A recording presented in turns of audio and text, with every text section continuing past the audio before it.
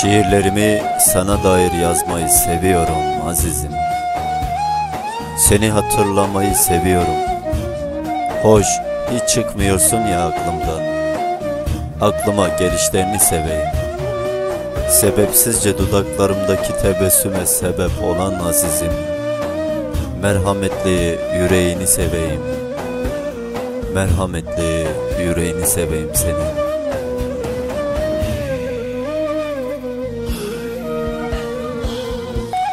İçimdeki özlemi kusuyorum sayfalara satır satır.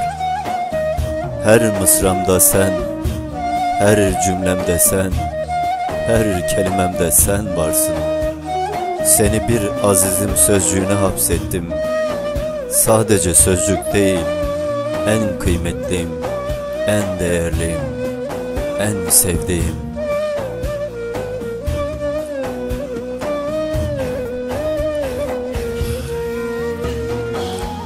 Kirpiklerindeki altın güneşe aşık olduğum kadın.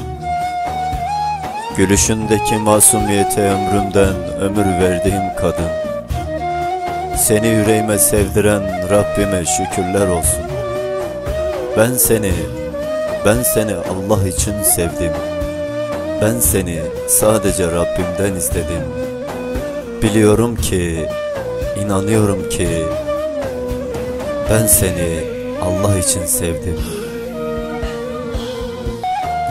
Gönüllerin en büyük sevgilisi olan Allah, merhametine sığındığım bütün duaları duyan Allah'ım, bu aciz kulunun duasını kabul edecek, seni bana helal kılacak. Kaderimde yazılı değilsen şayet, belki de kabus edecek, belki de haram kılacak.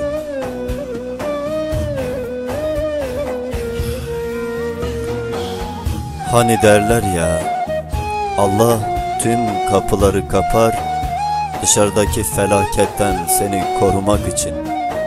Sen benim felaketim misin,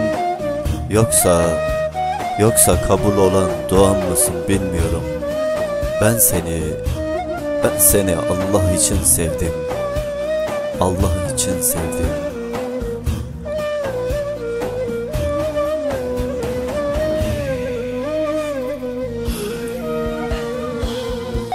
Bekliyorum azizim, bekliyorum. Her namaz vakti dualarla seni bekliyorum. Her satır başında, her mısra başında seni bekliyorum. Allah nasip ettirmeyeceği şeyi hayal ettirmezmiş. Sen benim en büyük duam, en büyük hayalimsin, en büyük hayalimsin. Ben seni Allah için sevdim.